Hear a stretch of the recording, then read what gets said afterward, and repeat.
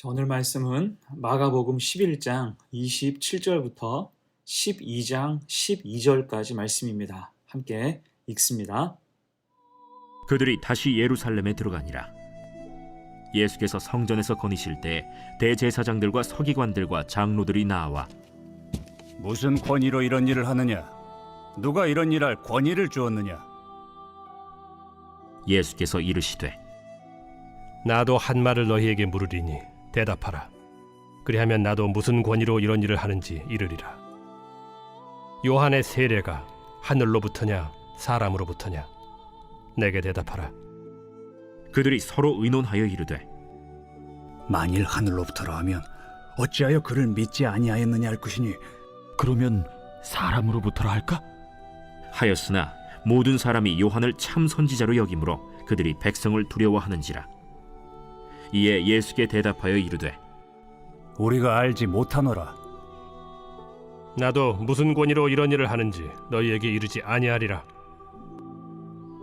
예수께서 비유로 그들에게 말씀하시되 한 사람이 포도원을 만들어 산울타리로 두르고 집 짜는 틀을 만들고 망대를 지어서 농부들에게 새로 주고 타국에 갔더니 때가 이름에 농부들에게 포도원 소출 얼마를 받으려고 한 종을 보내니 그들이 종을 잡아 심히 때리고 거저 보내었거늘 다시 다른 종을 보내니 그의 머리에 상처를 내고 능욕하였거늘 또 다른 종을 보내니 그들이 그를 죽이고 또 그 외에 많은 종들도 더러는 때리고 더러는 죽인지라. 이제 한 사람이 남았으니 곧 그가 사랑하는 아들이라. 최후로 이를 보내며 내 아들은 존대하리라 하였더니 그 농부들이 서로 말하되 이는 상속자니 자 죽이자. 그러면 그 유산이 우리 것이 되리라 하고 이에 잡아 죽여 포도원 밖에 내던졌느니라. 포도원 주인이 어떻게 하겠느냐? 와서 그 농부들을 진멸하고 포도원을 다른 사람들에게 주리라. 너희가 성경에 건축자들이 버린 돌이 모퉁이의 머릿돌이 되었나니 이것은 주로 말미암아 된 것이요 우리 눈에 놀랍도다 함을 읽어보지도 못하였느냐? 그들이 예수의 이 비유가 자기들을 가리켜 말씀하심인 줄 알고 잡고자 하되 무리를 두려워하여 예수를 두고 가니라. 대답으로 주신 비유라는 제목으로 말씀 증거합니다. 오늘 본문에는 화가 잔뜩 난 사람들이 등장하죠. 11장 27절 28절 봅니다. 그들이 다시 예루살렘에 들어가니라. 예수께서 성전에서 거니실 때에 대제사장들과 서기관들과 장로들이 나와 이르되 무슨 권위로 이런 일을 하느냐? 누가 이런 일을 할 권위를 주었느냐? 여기서 대제사장들과 서기관들, 장로들은 어제 성전 정화 사건 이후로 격앙되어 있었습니다. 수모를 겪었다고 생각하는 거예요. 그래서 주님께 따져 묻는 것입니다. 무슨 권위로 이런 일을 하느냐? 누가 이런 일할 권위를 주었느냐? 다른 말로 성전을 관리하고 관할하는 것은 자신들의 몫인데 네가 뭔데 와서 행패를 부렸냐? 이런 뜻으로 지금 말하는 것입니다. 이 주님께서는 그들의 무지함을 확인하시고 포도원 비유를 말씀해 주시죠. 그들을 위한 대답으로 비유를 주신 거예요.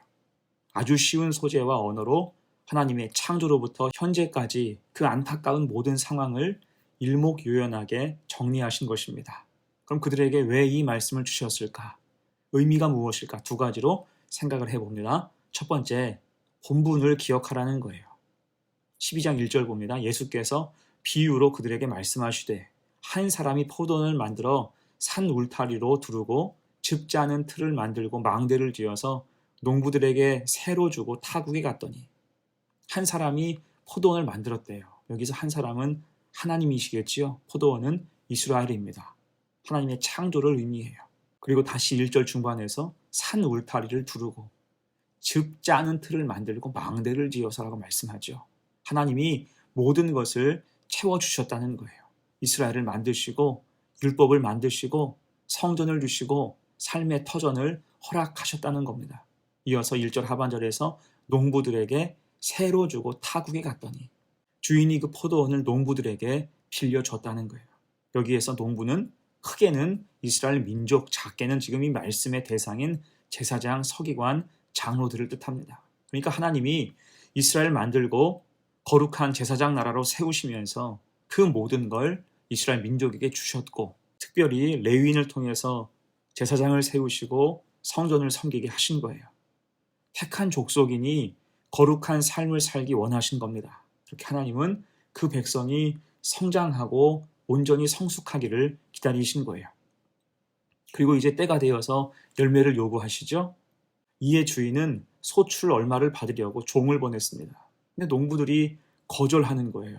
그게 2절부터 5절까지 말씀입니다. 때가 이르매 농부들에게 포도원 소출 얼마를 받으려고 한 종을 보내니 그들이 종을 잡아 심히 때리고 거저 보내었거늘 다시 다른 종을 보내니 그의 머리에 상처를 내고 능욕하였거늘 또 다른 종을 보내니 그들이 그를 죽이고 또 그 외에 많은 종들도 더러는 때리고 더러는 죽인지라. 심지어 때리고 상처를 내고 능욕을 하고 죽이기까지 하였다는 거예요.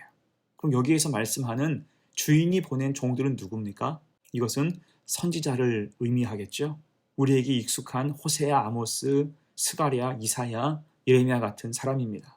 그들은 하나님 말씀을 가지고 왔지만 한결같이 핍박을 당했습니다. 한마디로 세를 준 농부들이 본분을 지키지 않았다는 거예요. 여러분, 세를 얻은 농부의 본분이 무엇입니까? 땅을 주고 도구를 주고 씨앗을 주었으니 열심히 농사지어서 열매를 내놓아야 한다는 거예요. 하지만 그들은 열매를 드리는 것은 건너뛰고 싶었고 대신 그 땅 자체에 욕심을 냈습니다. 자, 이것이 당시의 제사장, 서기관, 장로들의 실상이라는 것입니다.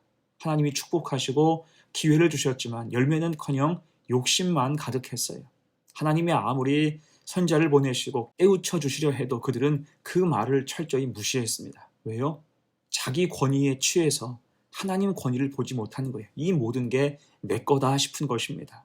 여러분, 그래서 우리가 기억할 게 무엇입니까? 나의 위치예요. 항상 생각해야 됩니다.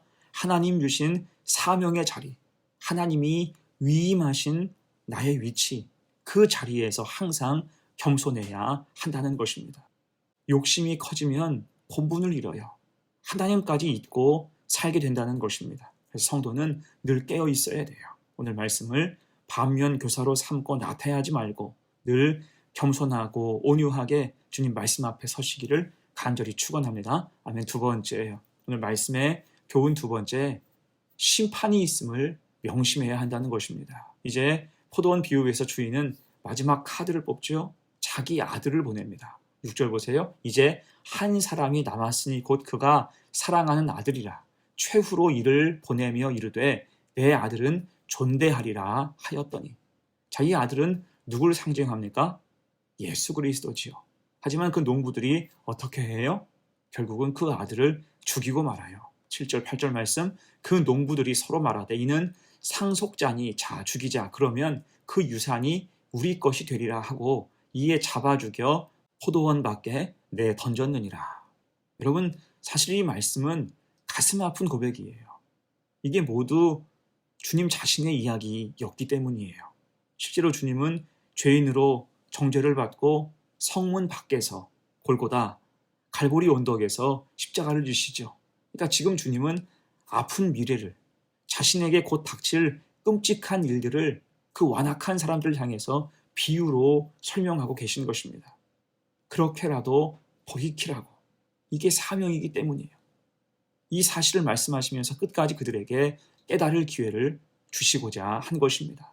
악한 일을 그만 멈추라는 거지요. 그리고 이어서 정확하게 심판에 대해서도 말씀하세요. 9절입니다.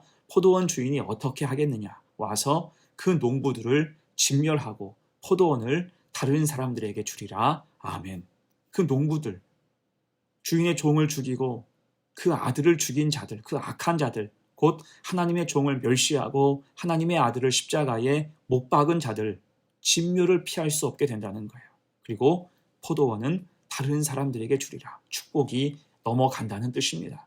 결국 이 비유를 통해서 하나님 뜻은 분명하게 드러나지요. 10절, 11절입니다. 너희가 성경에 건축자들이 버린 돌이 모퉁이의 머릿돌이 되었나니 이것은 주로 말미암아 된 것이요 우리 눈에 놀랍도다 함을 읽어보지도 못하였느냐 하시니라. 아멘. 건축자들이 버린 돌이 모퉁이의 머릿돌이 되었다.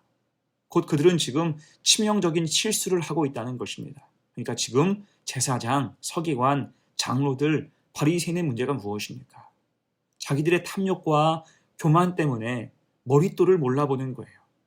머릿돌을 버릴 궁리를 하고 있다는 것입니다. 그래서 결국 하나님의 나라를 너희는 빼앗길 것이다. 모든 것을 잃게 될 것이다. 축복이 넘어갈 것이다. 경고하며 이 말씀을 선포해 주신 거예요. 자, 그럼 이제 깨달아야 될 텐데 이 사람들은 어떻게 합니까? 굉장히 불쾌해하면서 이 말 자체에 대해서 불쾌해하면서 물러가요. 12절입니다. 그들이 예수의 이 비유가 자기들을 가리켜 말씀하심인 줄 알고 잡고자 하되 무리를 두려워하여 예수를 두고 가니라. 이 비유가 자신들을 향한 말씀인 것을 알았어요. 그럼 깨우쳐야 되는데 어떻습니까? 전혀 미동도 없어요. 말 그대로 주님 말씀이 들어갈 틈이 없을 정도로 그런 현재 강팍했다는 말입니다. 곧 그들은 오늘 포도원 비유처럼 현재 포도원에 만족하고 자기들의 숫자와 권력에 취하고 만족하여서 한껏 교만해진 것입니다. 그럴 때 결국에 어떻게 됩니까? 권력은커녕 나라 전체가 다 사라지고 민족은 끊임없이 유랑해야 되는 신세로 전락하고 맙니다. 여러분, 그래서 우리는 늘 겸손해야 할 줄로 믿습니다. 어느 누구에게도 심판은 반드시 있어요. 다만 그 시간이 무서운 심판의 시간이냐 아니면 은혜로운 구원의 시간이냐, 그 차이가 생길 거예요. 그리고 주님은 그 전에 돌이킬 기회를 주세요. 말씀을 주실 때가 기회이고 복된 시간인 이유가 여기 있습니다. 이렇게 우리도 주님 말씀 앞에서 늘 수정하며 결국 주님의 은혜 앞에 바로 설 수 있는 복된 성도가 되시기를 간절히 축원합니다. 아멘. 이제 말씀을 정리합니다. 오늘 포도원의 비유는 들을 귀가 없는 대제사장, 서기관, 장로들을 위한 배려와 은혜의 차원이었어요. 알아들었으면 참 좋았을 텐데 그들은 들을 귀가 없었죠. 그럴 때 본분을 잃고 경거망동했으며 심판이 있음도 깨닫지 못해서 결국 망하는 길로 가게 됐습니다. 여러분, 그래서 우리에게 필요한 것은 겸손한 믿음이에요. 신실한 믿음입니다. 결코 주신 본분을 잊지 말아야 되고 건축자의 버린 돌에서 모퉁이의 머릿돌 되신 주님을 믿어야 할 것입니다. 결코 흔들리지 않는 진리를 소유해야 한다는 거예요.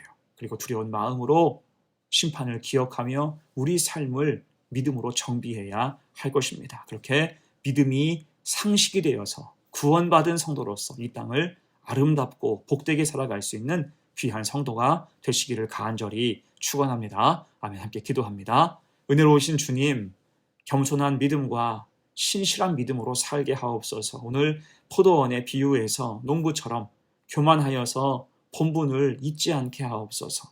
겸손하게 사명을 감당하며 열매를 주님께 내어드릴 수 있는 청지기가 되게 하옵소서. 또한 우리 믿음 신실하게 하셔서 건축자의 버린 돌에서 모퉁이의 머릿돌이 되신 주님을 믿고 흔들리지 않는 진리를 소유하여 살게 하옵소서. 심판을 기억하며 삶을 정비하고 빗나가지 말고 온전히 주님만 따르게 하옵소서. 믿음의 삶 위에 은혜와 축복이 부어지게 하옵소서. 감사드리며 예수님의 이름으로 기도하옵나이다. 아멘.